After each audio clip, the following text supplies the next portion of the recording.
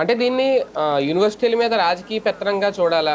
రాజకీయ ఇన్వాల్వ్‌మెంట్ లేకుండా వీసీల నియామకం అంటే వాస్తవానికి అది జరగదనుకోండి. కానీ సడెన్‌గా ఇలాగా రాజీనామాలు చేయించడం ఇది పొలిటికల్ ఇన్వాల్వ్‌మెంట్ లేదు అని ఎంతవరకు అనుకోగలరు? రాజీనామా చేయించడంలో పొలిటికల్ ఇన్వాల్వ్‌మెంట్ ఉంది. బట్ సాక్ష్యం లేని నేరం అది. క్లియర్. కాబట్టి ఎనఫ్. బట్ అది చేయడంలో తప్పులేదు నైతికంగా అయితే. ఎందుకంటే వాళ్ళ ప్రవర్తన అట్లుంది. రాజకీయ పార్టీ కార్యకర్తలనే పనిచేశారు కాబట్టి అది చేశారు. అదే సందర్భంలో దాన్ని ఓకే బాధ్యతగా ఆ తర్వాత దాన్ని సంస్కరించే క్రమంలో వీళ్ళు మాత్రం ఒకంత బాధ్యతగానే చేశారు.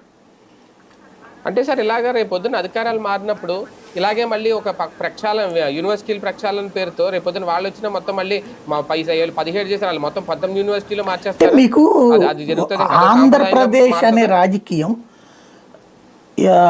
మళ్ళీ ఏ సంస్కరణవాదో రావాలండి రాష్ట్రం బాగుపడాలంటే. ఇంతకుముందు కాస్త హోపా పవన్ కళ్యాణ్ మీద ఉండేది. ఆయన కూడా అటుకి కొలైడ్ అయిపోవడంతో ఆయన కూడా కుసంస్కారాన్ని సంస్కారంగా గొప్పగా అభివర్ణిస్తున్నటువంటి సందర్భంలో మంచిని మంచిగా చెడుని చెడుగా చెప్పేవాడని ఒకంత అనుకునేవాళ్ళం ఇదివరకు. ఇప్పుడు ఆయన జగన్ మీద ద్వేషంతో తనలో ఉన్నటువంటి న్యూట్రాలిటీని కోల్పోయాడు. ప్రశ్నించే తత్వం సంగతి దేవుడేరు. వెధవ పనులని సమర్థిస్తున్నాడు కదా ఆయన. ఇప్పుడు ఆయన కూడా అదేది